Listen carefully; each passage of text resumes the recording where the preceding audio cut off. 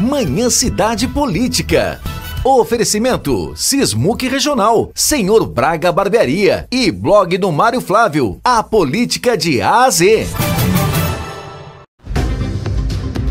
Mário Flávio. Vamos lá, Mário! Nossa grande aventura começa agora! Muito bem, Renata. Hoje o Momento Cidade Entrevista vai... o Momento da Política vai ter uma entrevista. Eu misturei aqui os dois assuntos, né? 6 e ônibus. Isso. Vamos ter aqui o Momento da Política com Cidade Entrevista misturados, né? Porque o domingo foi pego, muita gente foi pega de surpresa com o anúncio, né, que o vereador Ricardo Liberato acionou o Ministério Público para que tente barrar aí a candidatura à reeleição do presidente da Câmara, Bruno Lambreta. A gente já explicou esse assunto aqui várias vezes.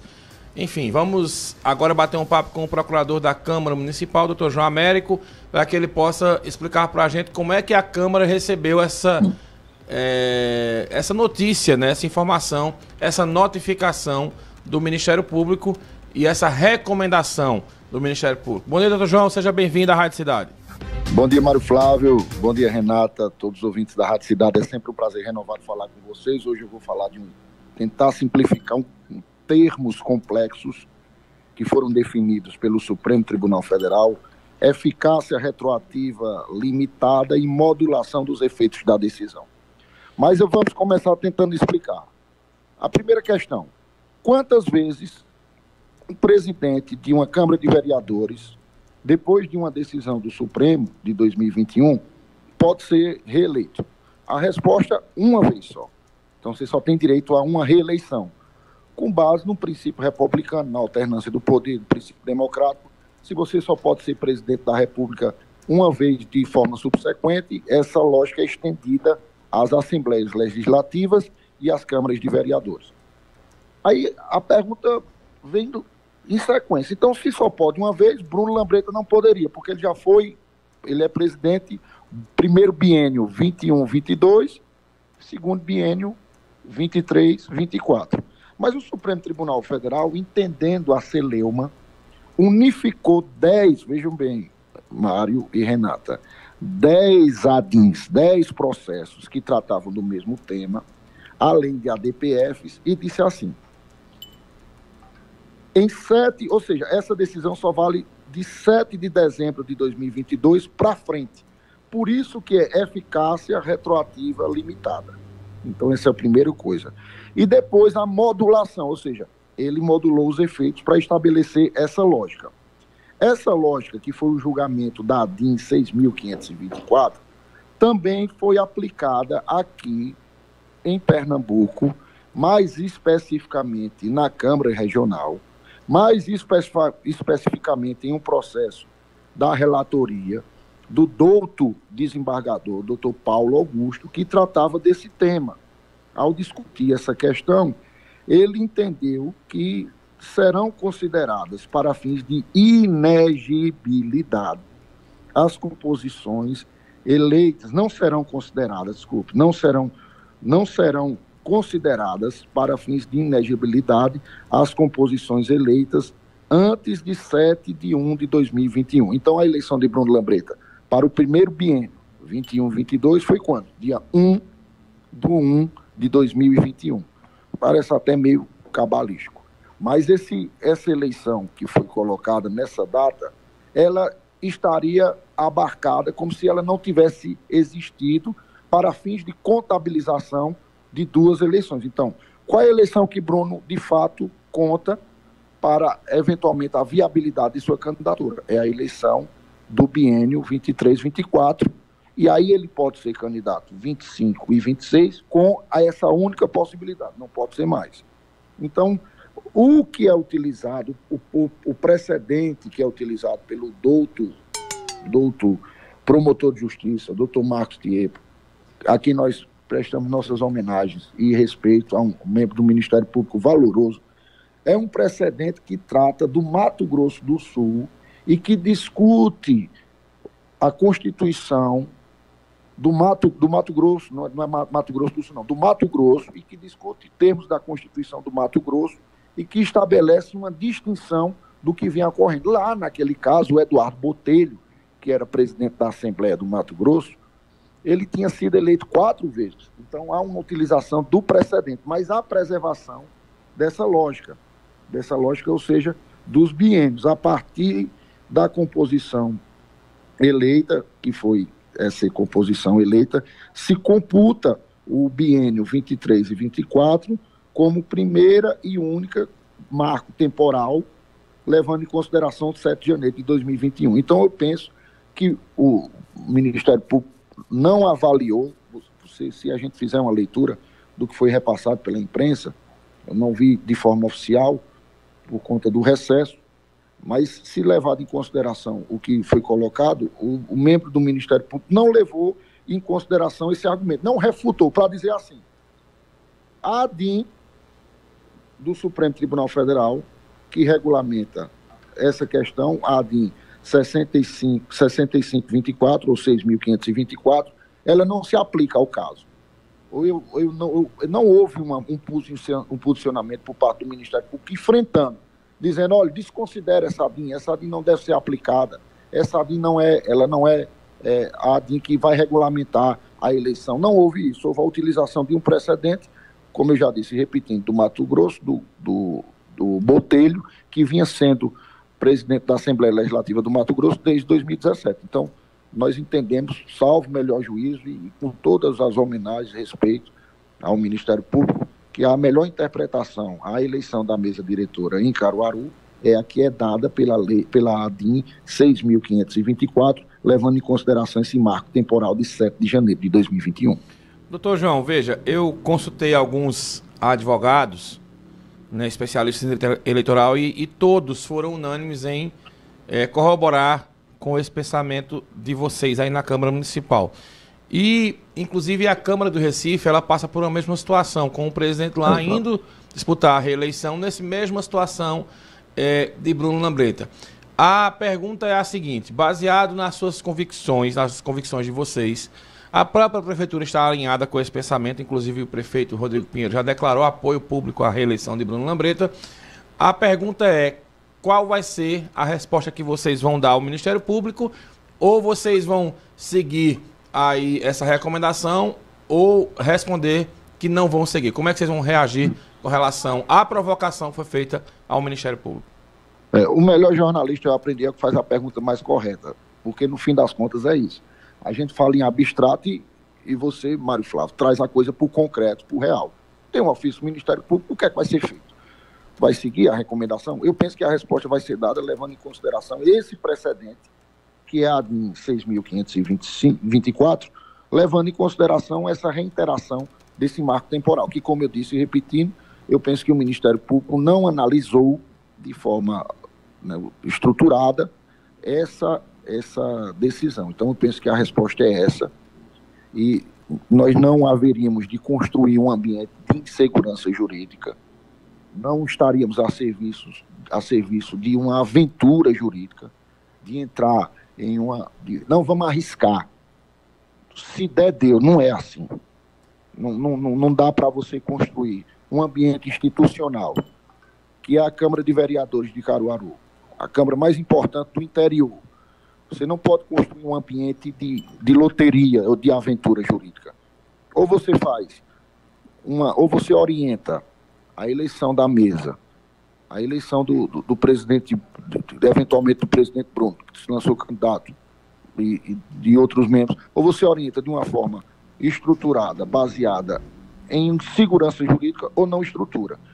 Então, o seu tirocínio jornalístico, o seu faro e seu desconfiômetro fez com que o senhor não ficasse baseado em uma única voz, ou seja, você apurou com diversos outros advogados que militam no campo do direito eleitoral, do direito público, que eu podia citar vários, mas não vou fazê-los porque eu posso citar o que foi colocado publicamente, que foi o Breno Ribas, que ao que me parece vai ser muito em breve, já se consolida como um dos maiores advogados eleitorais de Caruaru, de Pernambuco.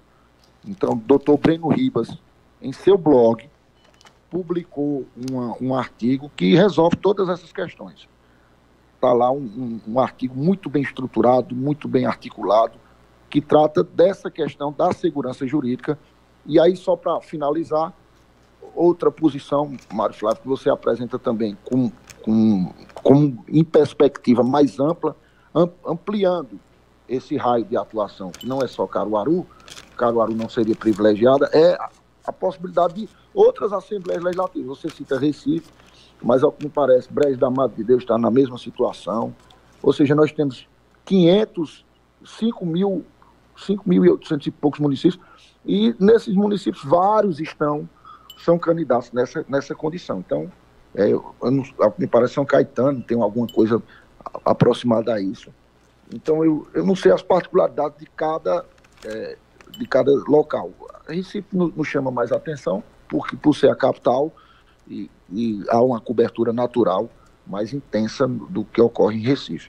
Mas, no fim das contas, o precedente que nós estamos utilizando é um precedente que nós reafirmamos. Foi também decidido pela Câmara Regional de Caruaru, a Câmara Regional, que é do Tribunal de Justiça, mas que tem sede em Caruaru, o precedente que dá essa segurança jurídica a fim de construir o caminho, pavimentar o caminho jurídico para a eleição. O problema, Mário Flávio, para concluir o raciocínio agora, é quando há uma utilização política de instituições que eventualmente acabam indo a reboque dessa engendração política, ou seja, é como utilizar o processo, utilizar o Ministério Público para atingir fins políticos e não fins institucionais, desrespeitando até a decisão do Supremo.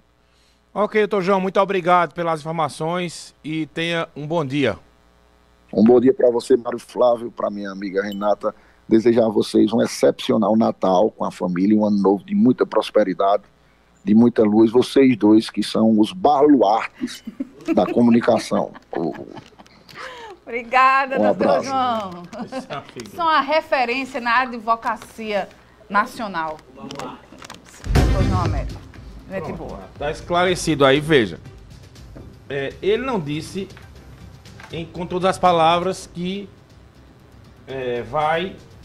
não vai acatar a recomendação, né, do Ministério Público. Vai responder a recomendação dizendo que eles têm outro entendimento. Né? Lembrando que o Ministério Público ele não pode determinar nada. É uma recomendação. Aí o órgão que é recomendado, no caso a Câmara Municipal, ela segue ou não essa recomendação. E agora eu vou dar a minha opinião. Eu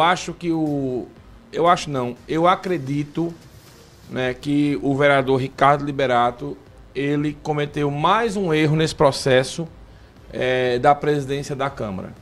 O primeiro erro que Ricardo Liberato comete, ele vai dialogar, começar a conversar com a oposição e torna isso público. Então já foi visto com desconfiança pelo Poder Executivo Municipal.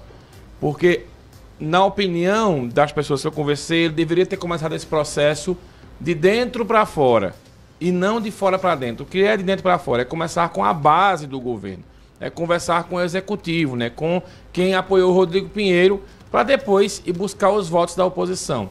Bruno Lambreta fez o caminho contrário.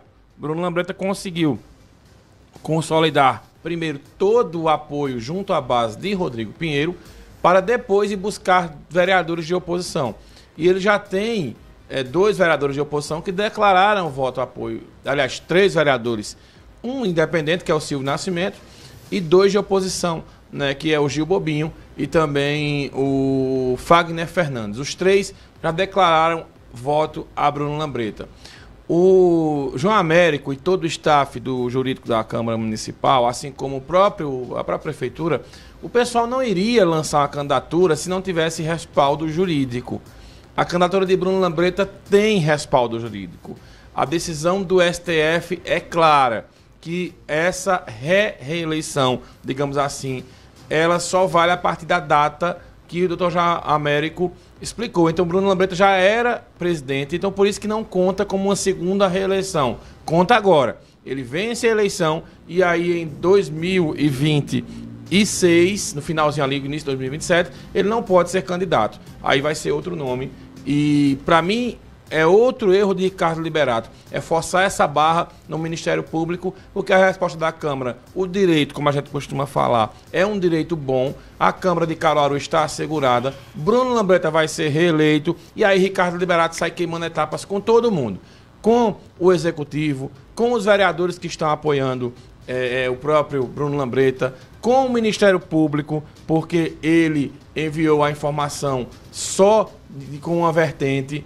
Então acaba, na minha opinião, ele se queimando, que ele poderia muito bem propor um acordo agora com o próprio Bruno Lambreta, com os vereadores que querem votar em Bruno, dizer, olha, vamos fazer o seguinte, eu vou votar em Bruno, quando for no final de 26, eu posso ser o candidato com todo o apoio de vocês, e abriria uma conversa.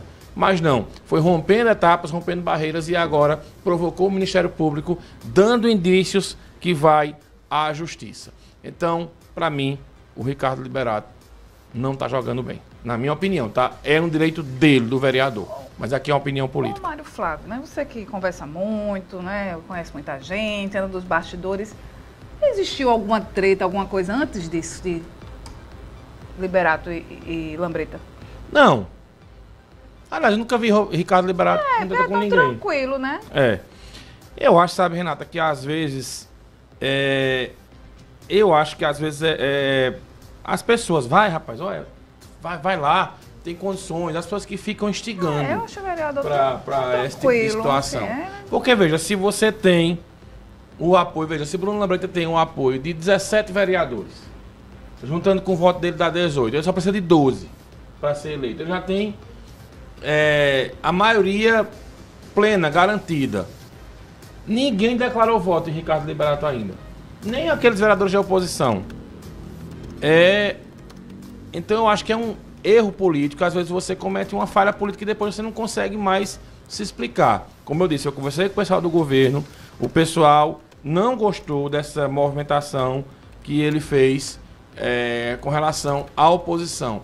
Então, assim, vai queimando etapas e com isso, né, acaba o vereador, na minha opinião, se prejudicando para eventuais questões futuras. Repito, é uma opinião minha, de questão de análise política, e também é uma questão de articulação política. Acho que você articula mal, às vezes, você lá na frente, você acaba se enrolando.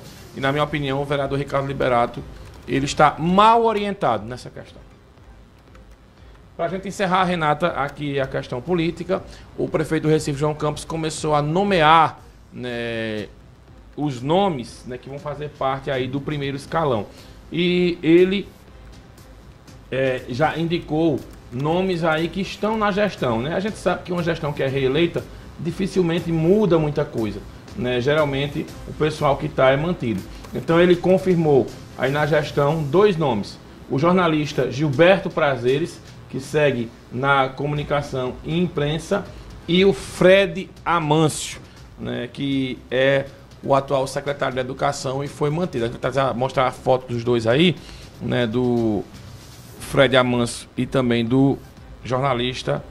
Tá aí o Gilberto Prazeres, né, que é um jornalista bastante conhecido, e o Fred Amâncio, que é o atual secretário de Educação. Tinha uma dúvida com relação a essa história, Renata. O Fred Amâncio é um servidor do Tribunal de Contas, e tinha algumas dúvidas, né, se a governadora Raquel Lira ela iria manter ou não uma decisão que ela tinha falado que ia segurar alguns servidores do Estado, não ceder à Prefeitura. Mas a governadora ela não vai bater de frente nessa questão. Então ela liberou aí o Fred Amâncio, e também ela liberou Pamela Alves como secretária de Ação Social e Combate à Fome. Então não vai ficar naquela celeuma, a governadora vai ceder aí o pessoal, e é claro que vai dar certo isso aí. É melhor, sabe, Renata? Eu acho melhor ela não ficar batendo de frente essa questão dos secretários e ceder. É uma prática republicana, é uma prática que não deixa tensa a relação entre os dois governos, o estadual e o municipal. Então, acredito que Raquel acerta em liberar aí os servidores do Estado para quem querem seguir aí na secretaria com João Campos. É isso. Ok. Manhã Cidade Política. Oferecimento Sismuc Regional, Senhor Braga Barbearia e blog do Mário Flávio, a política de A a Z.